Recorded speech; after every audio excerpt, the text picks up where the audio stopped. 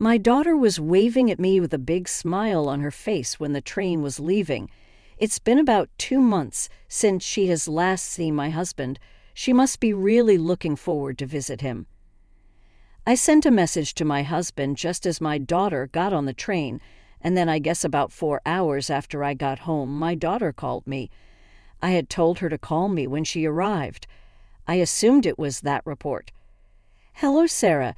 Did you make it to San Francisco and meet up with your father?" When I asked her that, she said something I didn't expect in an unhappy voice. "Mom, come and pick me up, please." "What? Is something wrong?" "I didn't get to meet Dad." "What do you mean?" "I don't know, but I haven't heard from him. And when I went to his house, some strange woman turned me away." "What?" "My name is Liddy. I have a family of 3 with my husband Robert and our 11-year-old daughter Sarah. I conceived my husband's child while I was still in college, so I'm 32 years old now. After the baby was born, I managed to finish college with the support of my parents. Since then, I have been a housewife. Because of the unexpected pregnancy and premature marriage, there was confusion and concern from those around us, and we had a hard time. My husband told me that he had always planned to marry me and that it was just a matter of time before we got married. After graduating from college, my husband got a job at a well-known company. It was a good starting salary and we could live in company housing, so we didn't have to struggle financially and lived happily together. We didn't have a honeymoon phase as a married couple, but our daughter was so pretty that we didn't care about it. My husband adored our daughter and always took care of her on weekends. Thanks to him, I was able to relax and go out with my friends. I didn't have to put up with getting dressed up or anything like that. I had no complaints about this life.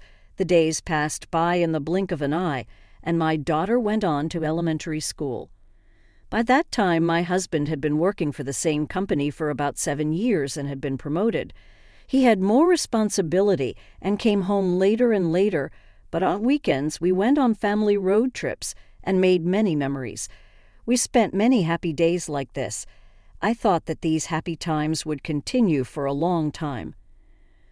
But one day, while I was leading such a life, the company decided on my husband's transfer. No matter how much we say he has a family, our daughter is already 11 years old. Until now, he had refused to move on his own due to a transfer because my daughter was still very young. The duck could no longer be a reason. Moreover, it seems to be a very important job for him this time. I was told that his career depended on it. The company my husband works for is a big company, so there are plenty of replacements for him. In order for my husband to be promoted further in the future, this relocation is unavoidable. My daughter will be going on to junior high school and high school. Of course, I want her to go to college, and the tuition and other expenses will come with that, so I had to admit his transfer this time, and I hope that it would help him get ahead in his career. I was told that the assignment would be for about 6 months. Well, 6 months is all right, I thought. However, my daughter loved my husband very much, so she was a little worried about being away from her father. My husband told her he would call her every day and reassured her that he would try not to make her feel lonely and that she could meet up with him on the weekends and go out with him. This is a husband who cares about his family. Even if he moves out on his own, he will make time for her daughter. She said, "Okay, I'll be sad that I won't be able to see Daddy as much as I'd like, but I'll put up with it." My daughter and I saw him off with smiles on her faces. After about 3 days, my husband called me on video phone and spent a lot of time talking with my daughter. He called before my daughter even missed him. I loved and wondered which one of them was the child, but it's so heartwarming to see my husband and daughter talking on the phone. I really felt that my husband and my daughter are getting along well with each other. On the first weekend, he was too busy to go out, but the next week, my husband made time and came home on a Friday. I'm so grateful to my husband for making time for our family in the middle of his hard work. My daughter was very happy to have dinner with her father for the first time in a long time. However, about 2 months after my husband's new life started, his behavior began to change. He used to call his daughter once every 3 days for a video phone call, but the frequency of this cause became less and less, and he stopped calling altogether. Of course, I knew that he's busy with his work and he lives alone and has to do all the house chores. I'm sure that once he gets used to the new workplace, he'll have more chances to go out for drinks with his colleagues, too. I shouldn't put too much pressure on him by urging him to get in touch with us. With this in mind, I didn't force him to contact me. However, my husband rarely contacted me anymore, and eventually he came back here less and less often. I explained to my daughter that her father was busy with work, but I could see that she was grieving even if she didn't say it out loud. This was not a good situation, and although I knew he was busy with work, I asked my husband a favor of calling her, even if it's just for 5 minutes. Our daughter always seems to be somewhat lonely at home. My husband apologized. "Oh, I'm sorry." But he didn't call Sarah. Soon it will be her birthday, this coming Saturday. Maybe he will come home to surprise us. That's what I was hoping for. She also said, maybe Daddy will come home. But on the day of her birthday, my husband didn't come home, and he didn't even call her to wish her happy birthday. This time, my daughter was very disappointed. I was so mad that I called my husband several times and left messages. Lately, when I called him, he doesn't pick up, by the way, and he never returns my calls, so I called him several times this time. After about the 5th call, my husband finally picked up the phone. "What's wrong? You've been calling me a lot, haven't you?" "What are you doing?" "What? It was Sarah's birthday today. It's Saturday and you don't come home. You didn't even call to wish her a happy birthday." "Oh, I'm sorry. I'm really sorry about that." Sarah hadn't seen her dad in a long time. She was expecting to see you for the first time in a long time for her birthday. "Tell her I'm really sorry and that I wish her a happy birthday." No matter what I said, he just apologized. I gave up and hung up the phone. As I hung up the phone, my anger flared up again. "Please think about your daughter and take better care of her. You may be busy, but I still think you are too disrespectful." I sent him a message saying that, but all I got from my husband was, "I understand. I'm sorry." After that, there was no improvement. Then another month passed, and my daughter went on summer vacation. A little while ago, she told me that if her father couldn't come, she would go and meet him. She has been saying this every day since the summer vacation started. I decided to take this opportunity and let her go to my husband's house alone. She wanted to experience something new, and she was very enthusiastic about it. We live in Los Angeles, and my husband currently lives in San Francisco. She can get there by just getting on the train. I will drive her to the station. I caught my husband to pick her up at the other station. My husband agreed to the plan. Now my daughter can finally see her father for the first time in a long time. On Saturday, I saw her off and went home. She waved at me with a big smile on her face as the train was leaving. It's been 2 months since she saw her father the last time, so she must be really looking forward to it. I sent a message to my husband just as my daughter got on the train, and then about 4 hours after I got home, I got a call from my daughter. It was about noon, and my daughter got on the train early in the morning. She must have already met up with my husband and had lunch before calling me. I had told my daughter to call me when she arrived over there. I assumed she was calling to let me know that. "Hello, Sarah. Did you make it to San Francisco and meet up with your father?"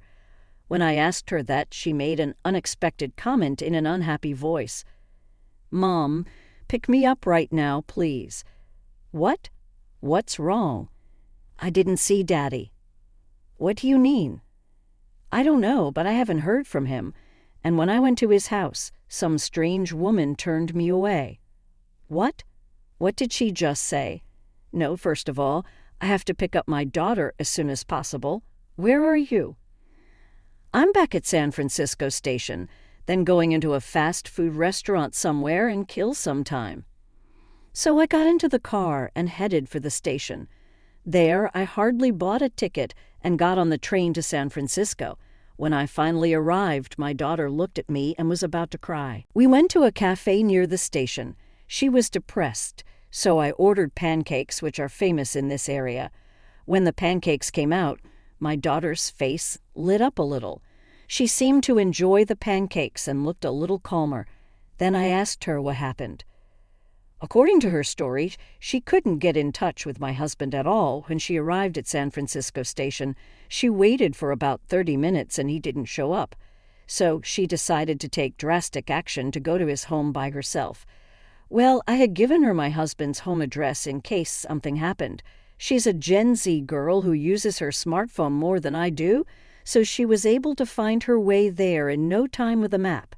She got on the train and went to my husband's house. And when she rang the doorbell, a woman's voice answered, "Who are you?" My daughter was surprised, but she managed to say, "I'm here to see my dad." That woman told my daughter to go home and not to see Daddy because she is in the way. In the end, the woman hung up without even opening the door of the apartment, so my daughter went back to San Francisco Station. I was so angry that I couldn't help myself anymore. "If she told you not to see your daddy, then let's do that," I said, took my daughter home, and immediately started preparing to move out. When I explained the situation to my parents, they were furious. They said they would do whatever they could to help. For the time being, my parents let us temporarily live with them until I found a job. My husband called me and said, "I didn't see Sarah at the station. Did something happen?"